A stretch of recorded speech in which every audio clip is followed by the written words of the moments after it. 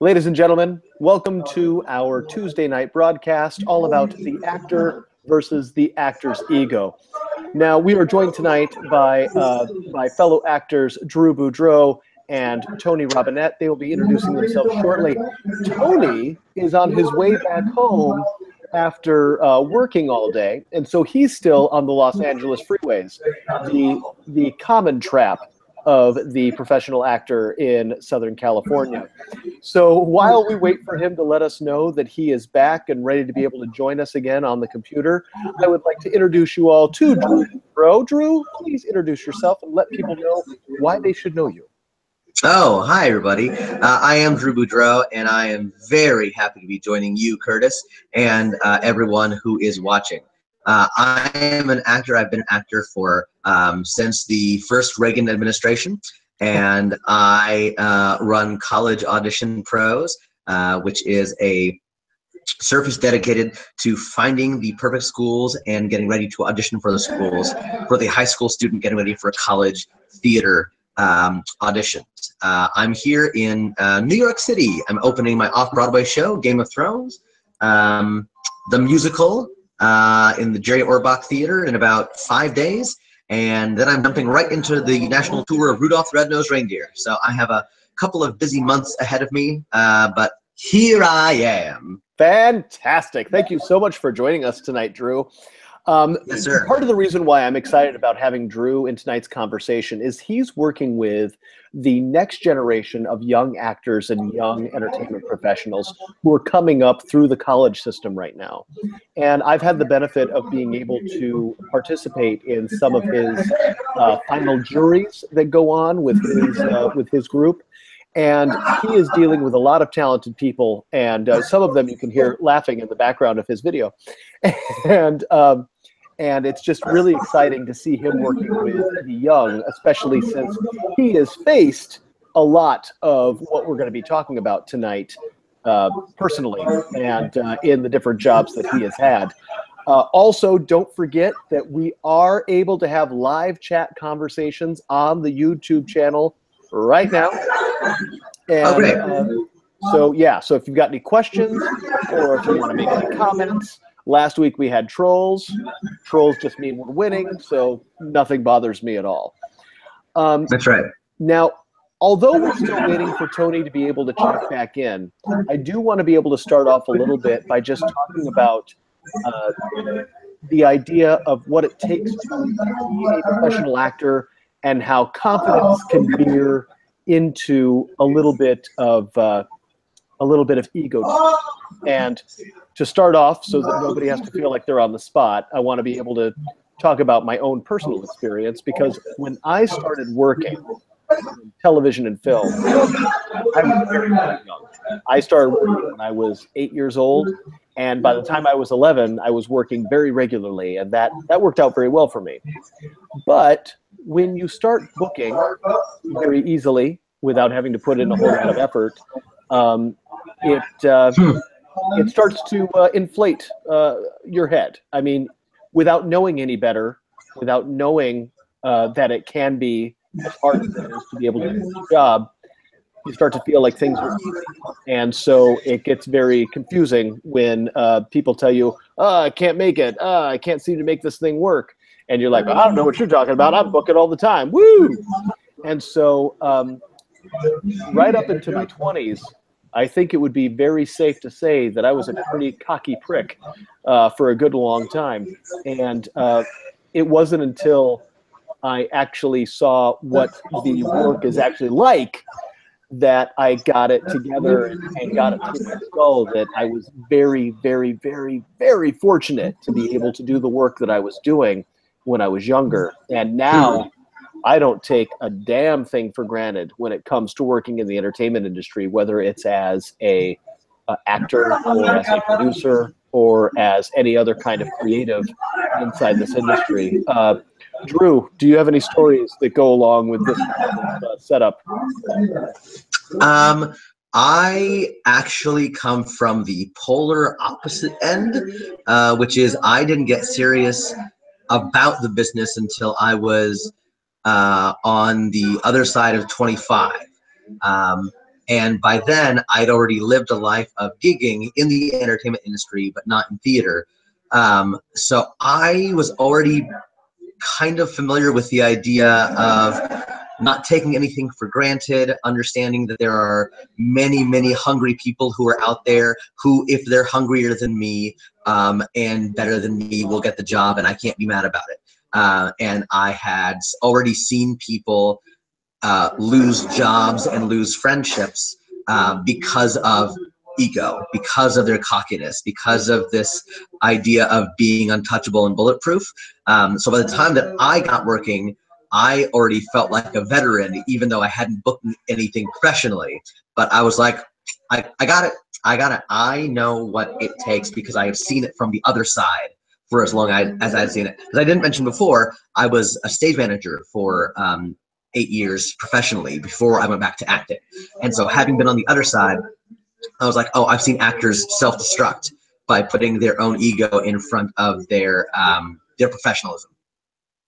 Fantastic. Yeah, and I think that's a really big deal and a key thing when we start talking about how you act, not just in front of the camera or on stage, but around other people backstage. Yes.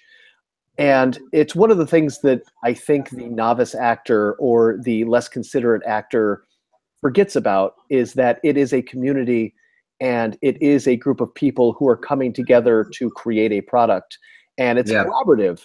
And as good as you might be, and you might be very, very good, you are still replaceable, because people, all things being equal, prefer to work with people they like, and all things not being equal, then they definitely prefer to work with people they like. And so that is a fact. When I was working in television a lot more, and especially on shows like Sabrina, I really enjoyed making friends with the crew. Not just because they're the ones who are capturing your image and lighting you and making sure you sound good, but because I felt very comfortable with them. Yeah. They were there for a job, and they were very professional. And I felt like if I could match the professionalism of the crew that was working on set, that I was probably doing a good job, because those were people that were 100% showing up, committed, and they were there to do the job. Absolutely. I just closed Oklahoma over at 3D Theatricals down here in Orange County, and we had a number of Broadway veterans in the show, and they were lovely to work with. Cast was very talented, but I found that the crew backstage, they were such a professional, calm presence. And I was like, that's the kind of actor that I want to be, that I want to walk in, do my thing, get what I am worth, but not demand any kind of regalia, not demand any kind of pomp, just what I am owed, and to do a good job for the project that I'm working on. Absolutely. Absolutely. And I think really, when we come down to talking about actors' egos and how that interacts with the rest of a set or a show cast, remembering that you're part of a collaborative effort is probably the key thing to remember, because it can't be done by a single person. I mean, sure, there are one-man shows, but even those have a series of people behind the scenes making sure that that thing can happen. I mean, Drew, you're doing Game of Thrones, the musical, right now. I mean, how many people did it take to get that thing off the ground and keep it moving? Well, it's interesting because we have a book writer, script writer, who's the producer and the kind of the creative core of it, but Aaron and Ace are also the musical directors, and Stephen Brandon helped write the book. So that's 4 at its core, but this company of actors has been with it since the beginning. And we're now in the 9th month and 3rd incarnation of the show. And the nice thing is we all trust each other. The minute that we get a big ego is the minute the comedy dies, because the trust is gone. I can't throw something at you and know that you'll catch it. because you may be too cool for it. I am not excited to work with you because I know that you won't throw something at me because you want to be a ball hog. But without ego, you have such a free space to create much better material.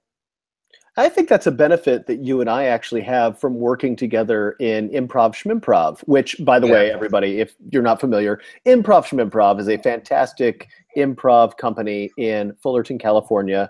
They're doing shows on Fridays of the month and the first Saturday of every month at the Maverick Theater in Fullerton. Great time, 11 p.m., $5. You can't get a better deal. But Drew and I met actually doing that improv group. And if there's one thing that improv can teach somebody, it's how you've got to forget yourself, because you don't get to be the star of it. You have to collaborate. Hold that thought for 1 minute. I'm going to see if I can keep the natives down a little bit. Okay. And while he's doing that and we're waiting for Tony, I'm checking my phone right now to make sure that he is getting home safe. Don't forget that we do have our live chat on the video page right now on YouTube. And if you want to send anything to us on the Facebook pages or on Twitter, just let us know. Hashtag live discussion, or hey Curtis, or hey Drew. I don't know. I'm checking. And if I get any notifications and it's related to this, I'm going to mention it. Great. Yeah. Sounds like you just straight up just closed the door.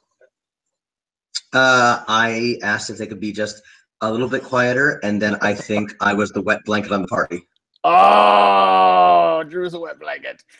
Yeah. Do we need to talk about the wet blanket and the ego? I'm just kidding. That's not true. Yes. It's a little strange doing the show tonight because Frankie, our dog, took me over to the Moon and Sixpence, which is our local pub. And he has taken to doing this on a nightly basis now because he likes their roast beef. And I've gotten in the habit of getting a beer when I get his roast beef. I'm not going to say that I'm a little tipsy tonight for tonight's show. Atta man. I'm going to say that I've had a strong beer before tonight's show. You just missed it. I did see Curtis, a wave in front. Well, yeah, Ace just came home from the gym, and he almost walked in, and then he went, "Oh, sorry." Well, tell that sweaty man that if he wants to come in, that's fine. That's fine. That's funny. Speaking of Ace, Ace is an attractive young man in this entertainment industry. He is, right? And he is what is considered good TV as far as look, right? He's well built, he's fit, and he has that leading man look, right? And it's easy for somebody with the leading man look to be able to feel very important, because in many cases they will be leading the show, or they will be carrying the weight of a film or a play. Yeah. And it can be very difficult sometimes to be able to fight that urge to be the big man on campus. Being a character actor, I feel like I've had a little bit of an advantage because I haven't had to feel that weight. I shine when I support, as opposed to being able to lead. Do you feel like you're primarily a character actor as well? Oh, hugely. I feel like I am such a specific character actor. To put it in baseball terms, I am a left-handed middle reliever, if that makes sense. Like, I'm not just in the bullpen, I serve a very specific type. And speaking of unique and valuable people, this is Aaron Stegman. Hey, get How ready are for you bed doing? here. So it's very good. I'm good. How are you? Doing well, thank you. You too. Viewers who are watching right now may remember Aaron from our previous shows, especially our storytelling podcast. I should probably mention we're probably going podcast, by the way. With the existing shows. And so, yeah, but that's a surprise that I didn't intend to give out. Anyway, good to see you again. How are you doing? We're talking about the actor and the actor's ego and how it can get in the way of an actor's success. And Drew and I were just talking about how, as we're both character actors, although the ego can also be there, we don't have the same pressure as somebody who is carrying a film. And ladies and gentlemen, Tony Robinette is joining us as well. So Tony, before we get to you, we're talking to Aaron. Okay. So Fantastic. Aaron. Yes. Did you have any insight on either being the type of actor that you are versus what it means to be on set, being a collaborator, or how ego can get in the way of things working on a set or in a show? Yeah, totally. I mean, even right now, just doing the show that we're in together here in New York, I mean, I'm living in a house with 8 people right now. You can't have an ego. Yeah, it's a very collaborative show, so you have to support each other. You know, just kind of speaking to character types, like I was so set when I was younger, like just so set on being this very specific type. And then I go to an agency and they want me to dye my hair red, or wear my glasses, or don't wear my glasses, or be a blonde, or lose weight, don't lose weight, et cetera, et cetera. You know, be a character actor. Actually, no, you're more of a leading lady type. And, you know, it's like at some point you just kind of have to, I don't want to say do it for yourself, but you have to come from like this place of doing it as like of service to the art. I know that sounds really cheesy, but as opposed to like, I need to be, it has to be more like, what feeds my soul? How can I contribute? And I feel like from that point, you're really guided into what is more right from you. Like I always wanted to play villains, and you know, I never got cast as that. And then I don't know, this year it's like I've been like 3 villains this year. And it's been amazing. And you know, that has, I don't think, I think I had to almost like let that go, or just bring a sense of myself to more roles, and then the right kind of villain characters would come my way. I don't know. Well, it's funny because what Ace and I were talking about earlier was being a human within the world of entertainment.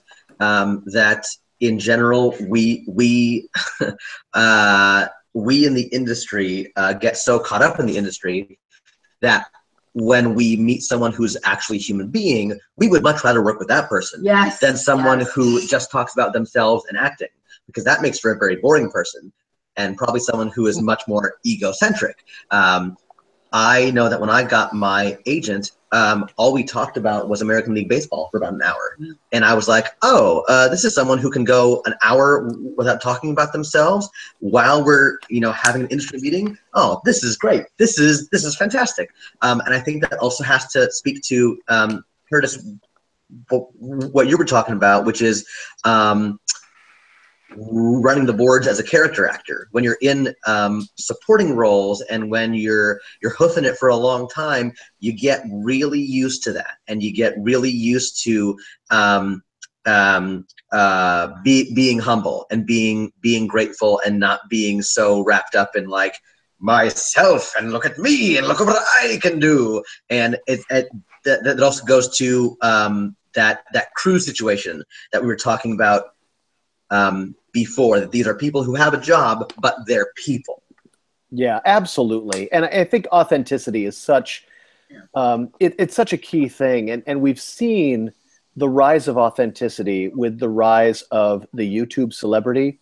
And although modern YouTube celebrity is shifting a little bit and becoming more commercial and more of what we would have traditionally thought of as celebrity in the late 70s through the 80s and into the 90s, the fact of the matter is, what drew people to YouTube in the first place was the fact that they thought they were seeing authentic people again.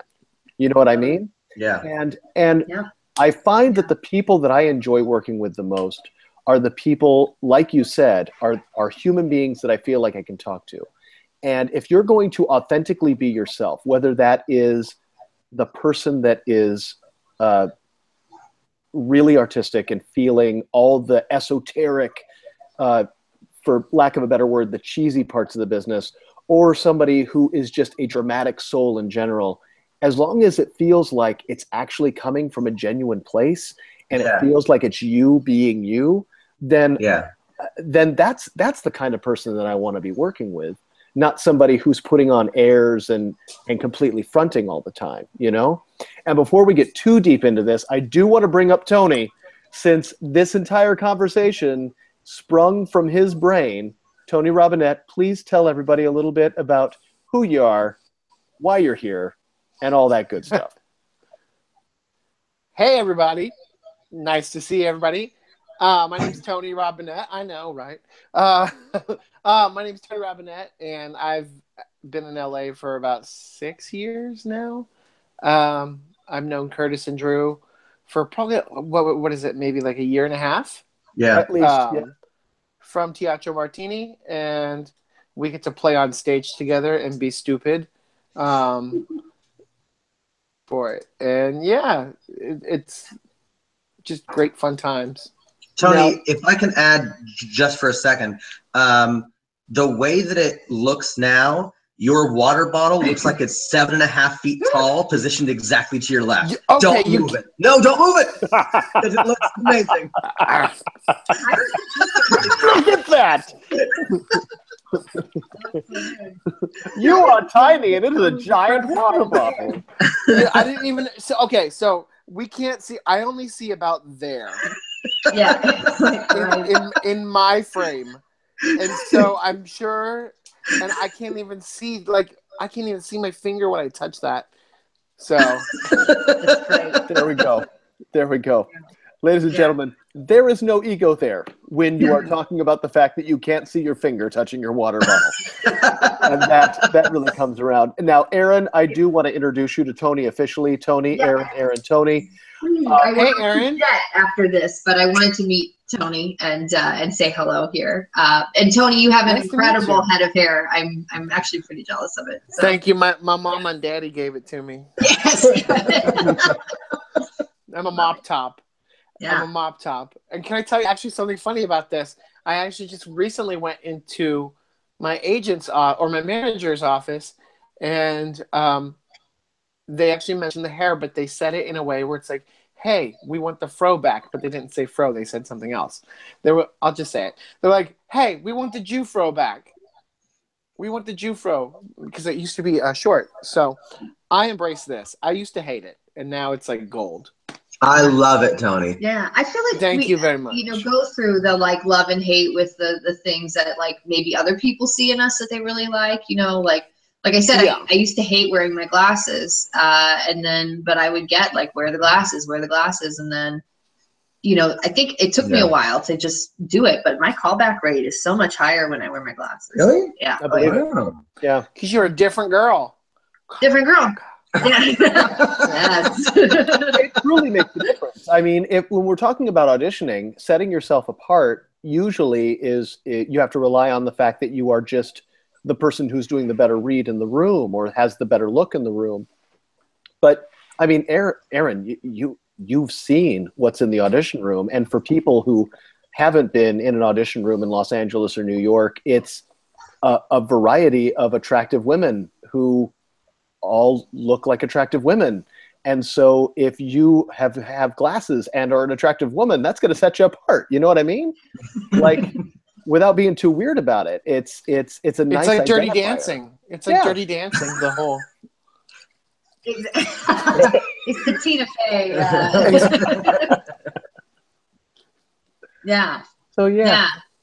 And in being a woman, and I do have to skedaddle, but I just wanted to hang out with you guys. But being a woman and somebody that is getting, I don't even say older, but like I'm in my 30s, and that's not even old, and like but it's like transitioning into mother roles and having such a judgment about that, but it's kind of what we're saying. It's like the more you just bring you to the role, the more fun you're gonna have. Yeah. And then the less that judgment is there. And it's just really, it's about like, look, do I want the job or not? And sometimes it's a no, and sometimes most of the time it's like, how can I have the most fun with this role and bring like even more of myself so that I'm proud of the work, regardless what's on the casting breakdown.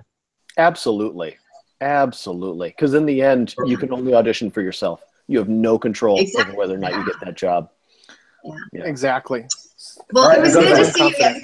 guys. Aaron, thank you so much for joining Love us. this guy. It's always a wonderful- Tony, so nice to meet you. Curtis. Virtual hug. Good to Yes, see you. yes. All right, bye, guys. Bye. Bye. Bye. I'm very grateful that Aaron could join us, despite too. my awkward talking about women in the industry, which is worth checking out. If you haven't had a chance yet, check out the one where we had a conversation about women in the industry, and I pretty much just had to shut up for an hour because, you know, no man will ever understand what it's like to be a female in the entertainment industry. It is so difficult. And Bruce Jenner. okay, I take it back. One person, maybe two. Who was on but the panel? Who'd you have on? that was myself. I believe Jessica. Aaron was on that one. Jessica and Renee. Oh, cool. Yeah, and so that's a solid one. For those of you who are watching this after it's live, there will be a video thing up in the corner for you to be able to follow. Now, Tony, this was originally your topic. You were the one that brought it up, and when you brought it up, I was so excited because it is such a common problem to have actors with extraordinary egos and people who have not earned the right. You know, I mean, I think people would give Brad Pitt or Harrison Ford a little bit of leeway if they came in and they were like, you know what I really want right now? I want a peanut butter and jelly sandwich, and I'm not working until somebody gives it to me. You know? Yeah. It might still be a dick move, but it's something where you're like, well, you're Harrison Ford. I think we can get you a PB&J. Yeah. But I think that, and I've run into this a lot, especially in like the early 90s. Not so much now because work is so difficult to get that people are a lot more grateful. But in the early 90s, there was a time when extras would just be like, I am God here. And you'd be like, dude, we're all lucky to be here, man. You gotta back it up. So what brought this to your mind? What made you think of bringing it up? So I've been noticing a lot, you know, and it crosses all platforms in film TV world as well as stage world. And you know, I do theme park and dinner theater acting as well. It even bleeds into there, where it's like people just walk through the door going, I deserve this and I don't need to try as hard because I deserve this because I've put in my time. And it just started getting to me. And, you know, I know people who work alongside me at a theme park, and they go to an audition, and I get it and they don't. And they're just a little bitchy about it because they were like, well, I deserved it because I've done this for them. And I've been in this industry as long as you have. And I've done XYZ. And it's like, okay, well, who cares? That has nothing to do with why you got it or why you didn't get it. You know what I mean? And so it just started, I think, wearing on my soul. And when someone is constantly doing this to you, you're just like, okay, stop, you know, and let me put you in your place. And before I get to that, I have to sort of think about like the ego and stuff like that. And another thing that happened is I'm part of these great online Facebook groups where we talk about industry and stuff like that. And I noticed that they can get a little toxic because of egos. And what's worse is you don't know these people. You know, I'm in one group where you put up your headshot and you say, hey, give me branding adjectives. Give me shows you think I could be on. Yeah. And what happens is their ego immediately goes to the attack of the other person. Yeah. Wow. And, you know, I'll use myself, for example, because this is actually what happened. I put up on one of these platforms saying, hey, guys, I haven't done this in a while. Here's my headshot that's been working for me. And I just came off a good booking streak. but I want to sort of get in tune with what my adjectives and branding is. Can you please give me adjectives, shows, and XYZ? And instead I got, well, your headshot's distracting and you're kitschy and you're too kitschy. You don't need to do that. And part of me was like taken back by it just because I'm like, okay, you obviously didn't read my message, because if you would have read the direction, I'm not looking for that.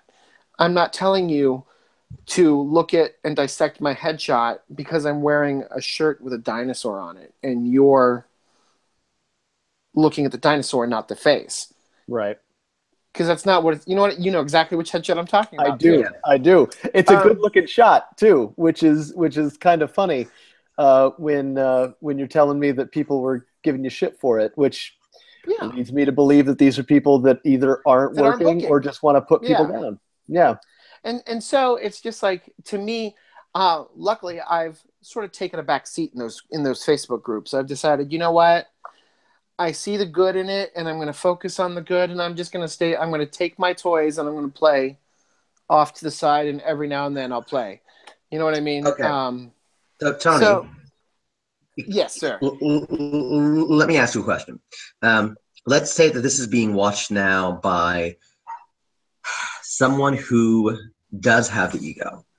And maybe they are the person who comes into a theme park, dinner theater, maybe even a long-running show or a TV series. And they're like, oh, yeah, I am that guy that Tony described, because I do think or say I've earned it. I deserve all these things. How do you get someone who maybe, if they had their druthers, would be the grateful, kind, professional person who has built this ego up? How do you disarm someone of their ego? See, I don't think you necessarily need to disarm someone. I think you just need to maybe say, hey, let's check it at the door, and you don't have to go here with other people. It's a competitive industry. I mean, Curtis and I have been at the same audition, and there was an air of competitiveness just because of what it is. Were we assholes to each other? No. Tony and I like each other, and even still, it was like, I'm gonna knife you in the bathroom.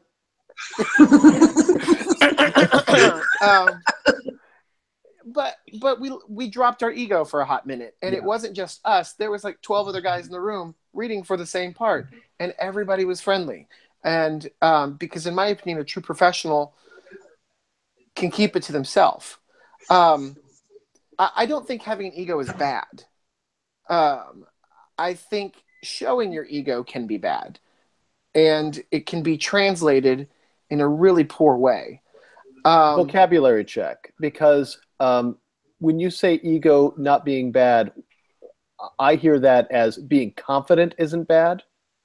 Correct. But being a dick is. Being a dick is. And we've all been there. We've all been there when, you know, I'm going to use Universal Studios as an example. You go to Universal Studios for a theme park actor audition, which pays great. It's a great day job. It's highly coveted. Everybody wants it. But you go there, and you see the people who've been working there forever, and they literally walk in going, I got this. I got this. Yeah, and they play the game. And they play the game with the new kids. What I want to tell those people is just like, hey, dude, they're just as good as you are. So put yourself in check. They haven't been with the company at all, but they are one yes away from stealing your thunder.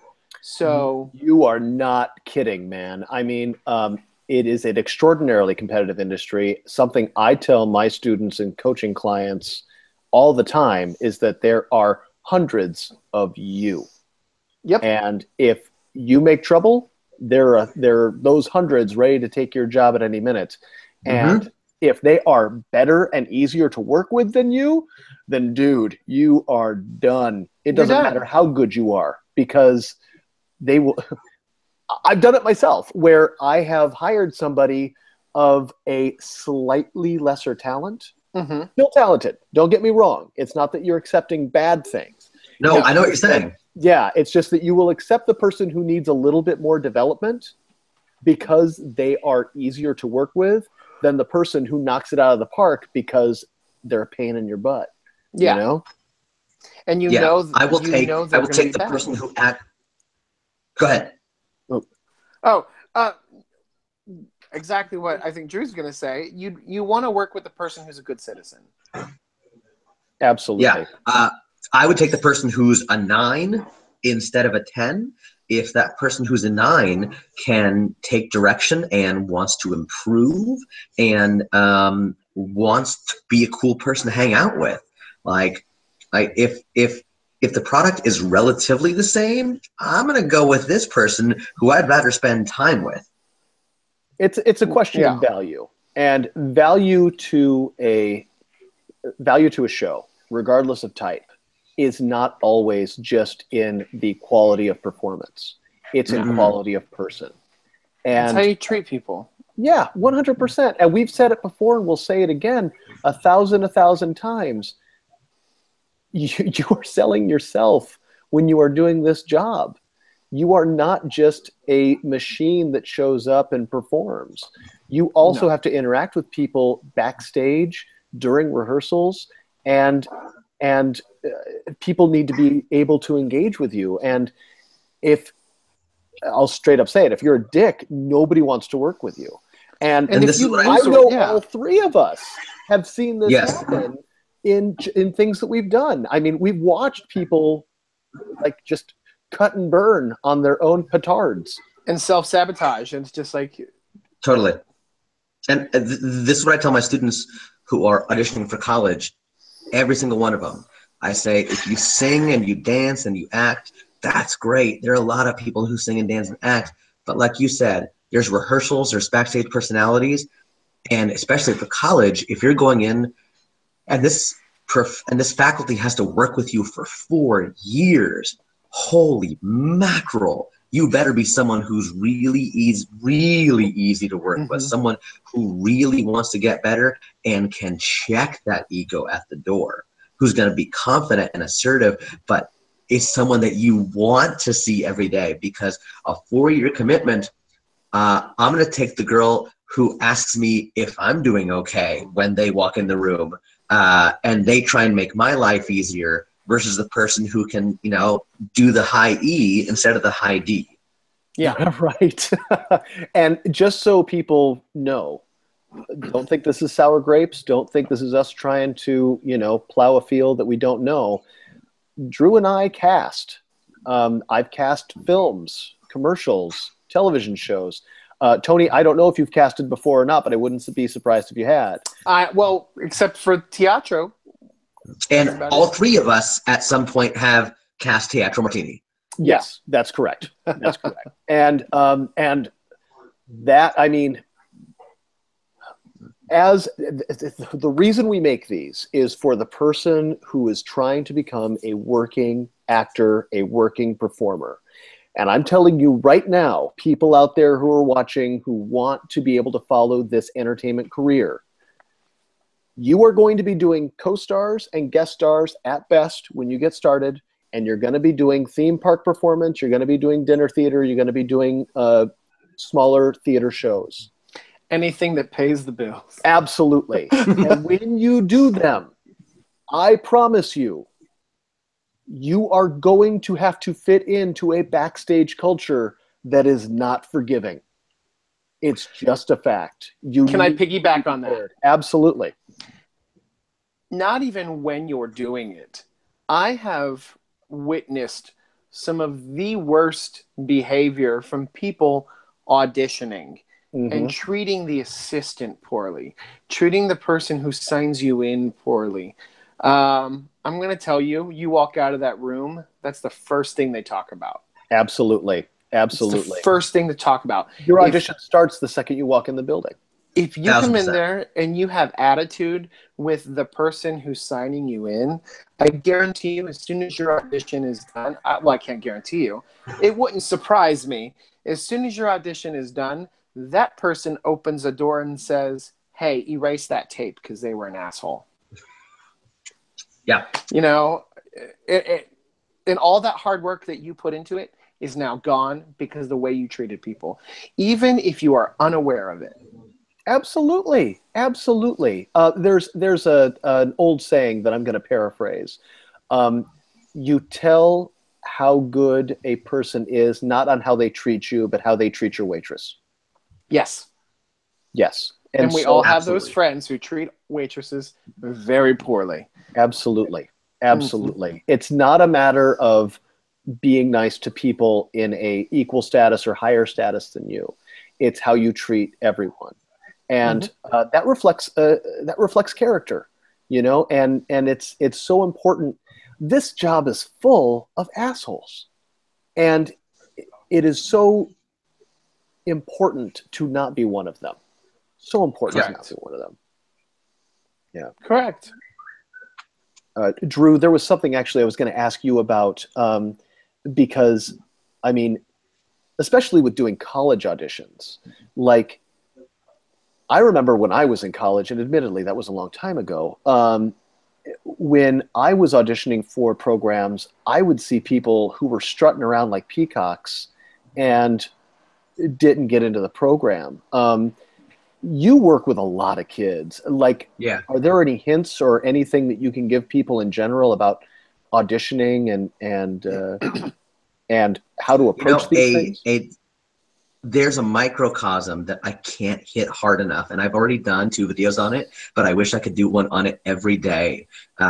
It's when we get to the colleges have this thing where they say, and make a video that highlights a fun fact or a special trick that you have. And all these kids are like, oh God, I don't know. And like, that isn't there because they want to know that you can yodel. They don't care that you can yodel. They're not going to use you in a show to yodel, or that you can do like a back handspring. They want to know because that's their chance to get to know who you are. Like, they don't get to know who you are through your 32 bars or through your monologue. They get to hear a song and how you sing and how you act. They don't get to know who you are. And so when you get those opportunities to just relax and share who you are, that's what we just crave on this side of the table. Is like, I see so many actors going through, all I want is a break from having to take care of an actor, and for an actor to be like, hey, what's up? Yeah, I just love NASCAR. Really? Let's talk about it. I don't love NASCAR, but clearly you do. Let's you just be a person for a minute. And so I always say, like, your special skill is just a part of you, a fun part of you. It is part of that play. And Ace and I were talking about this earlier, the idea that, like, your audition starts the moment you walk in the building, but that mindset should start like when you wake up in the morning. Right. Of like, because it shouldn't be like, I'm an asshole, I'm an asshole, I'm an asshole. Now I'm an approachable man as I walk in. Like it should be like, you walk in, thank God, I have an audition. Isn't this great? Hi, how are you? Let me help you with that. Like, we should be taking care of each other. You know, this is a competitive business, and this is a hard business. And the best thing that we can do for each other is to look out for each other, because someone's going to win the role. If there's 15 guys here at the callback, I have a 1 in 15 shot. But if I don't get it, I want someone's day to be made by the fact that they get it. Yeah. Like, I don't want to wish ill will on anybody. I want the guy who gets it, I hope that check pays his rent and he can take his mom out for a nice dinner. You know what I mean? And it's that kind of paying it forward that I think we definitely need more of. And that is kind of a panacea for ego too. Well, I mean, yes. And I think it's important to acknowledge the fact that I want to say that it's easy for Drew, Tony, Aaron, and I to be able to talk about being able to release our ego very easily because we are working. You know, I mean, I don't want to negate that. I know there are going to be people out there that are watching this right now and they're like, yeah, but you're working, so it's different for you. And you're not wrong, people who are saying that. You are not wrong. It is very easy for me to be chill, knowing that I'm going to go film a movie for most of October. You know what I mean? Yeah. So it's nice for Drew to be able to be like, I'm off Broadway right now. What's up? I can't work. And Tony is just guest star king right now. So, you know, whatever with that guy. But but it's I don't want to get all new agey and be like, it's a matter of being grateful. I don't want to get all cheesy on you and be like, you just got to like feel like it's cool, right? It's just a matter of being able to approach this business in a way that is mentally healthy and mentally safe. You need to be humble because being famous one day is going to go away the next. Eventually it ends. You do not have, there is no way to be able to stay at number one forever. You know, and if you don't mind me saying, oh no, go ahead. I wasn't working like I am until I changed my mindset. Like, excellent. Until I got a hold of gratitude and being more humble, like I was working, but since I got a more mentally healthy approach, like I've been working a lot more because I'm more of the kind of person that I would want to see at auditions. Yeah. Does that make sense? Yes, of course. Of course. You know, I mean, it's, you know, we've got a strange variety of people on the panel tonight. I mean, 30 plus years for me, 6 in LA for Tony. And then Drew, like you've been working at being in the entertainment industry for a long time, but you were focused on improv for so long. Do you think that there's been a difference since you've transitioned from improvisation to doing theater? Because I feel like it's different.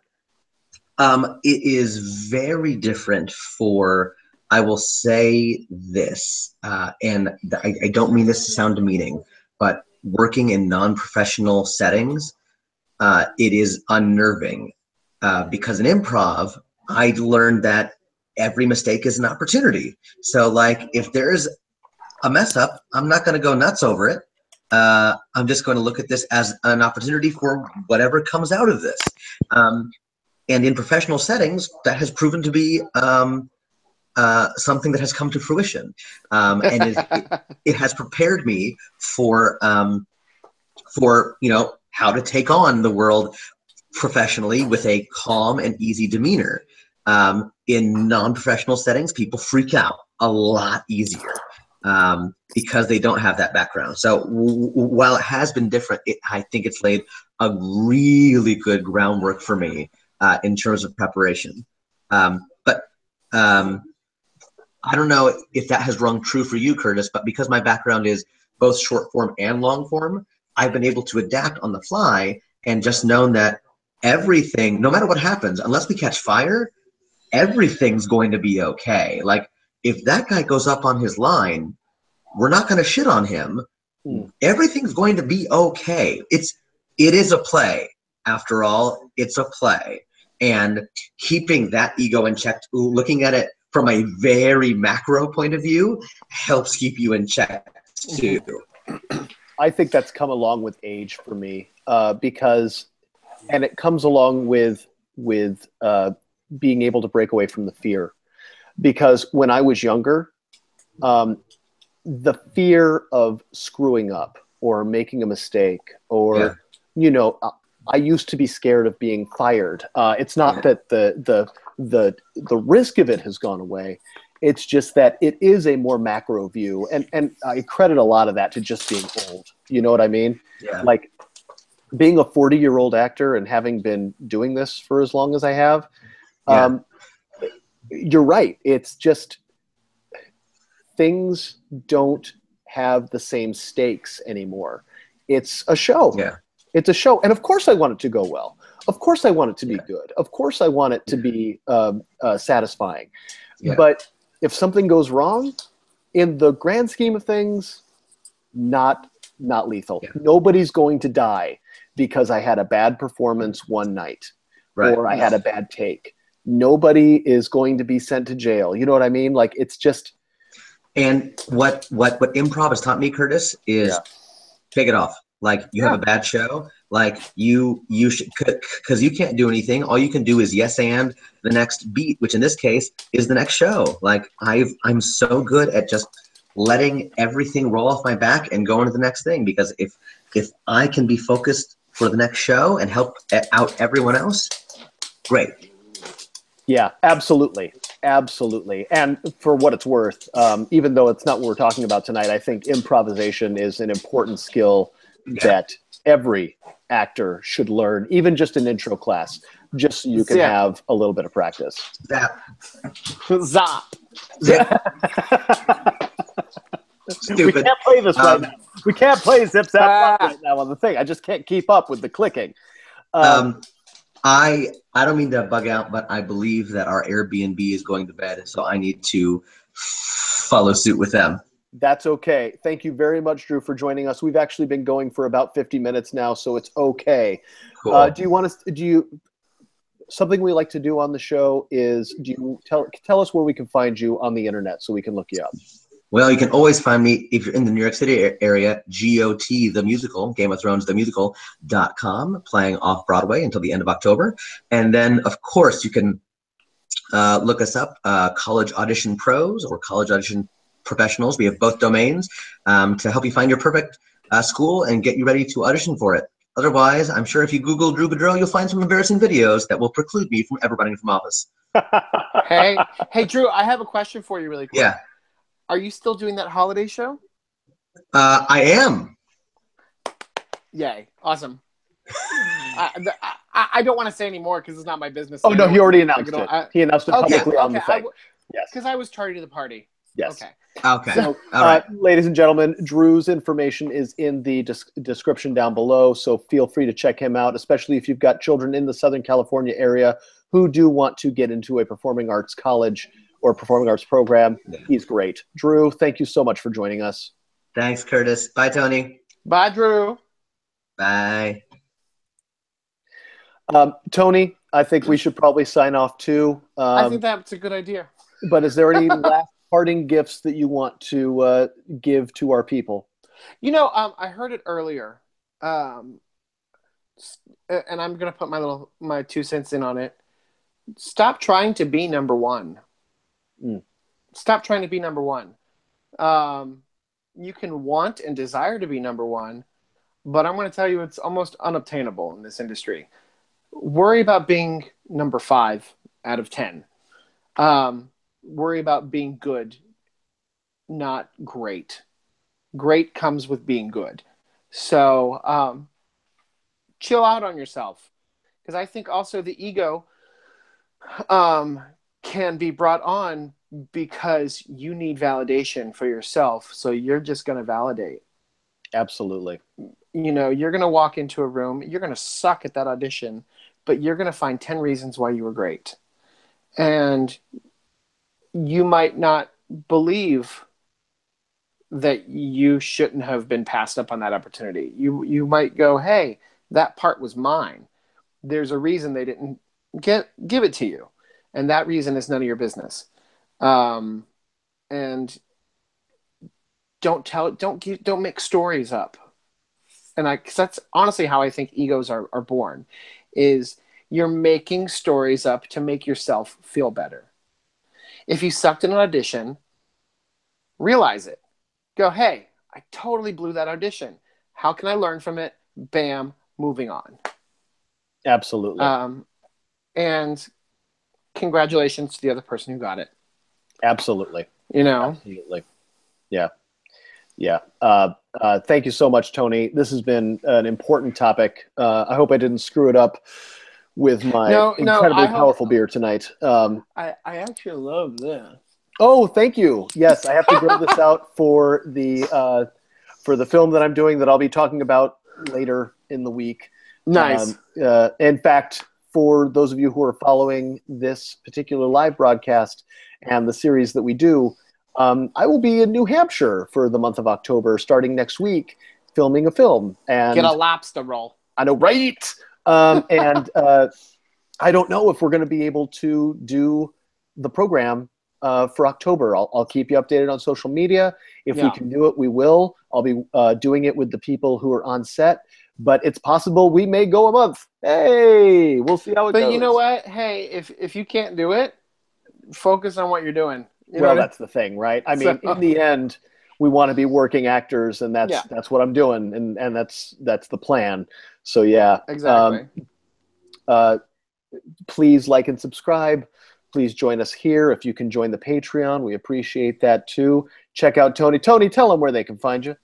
Hey, you can find me on Twitter at Tony Robinette. I'm sure he'll spell it. It's totally down there. Yeah, it's already in the description. And lately, I've taken your, I don't know if you saw the first one that I did. I started writing on Medium.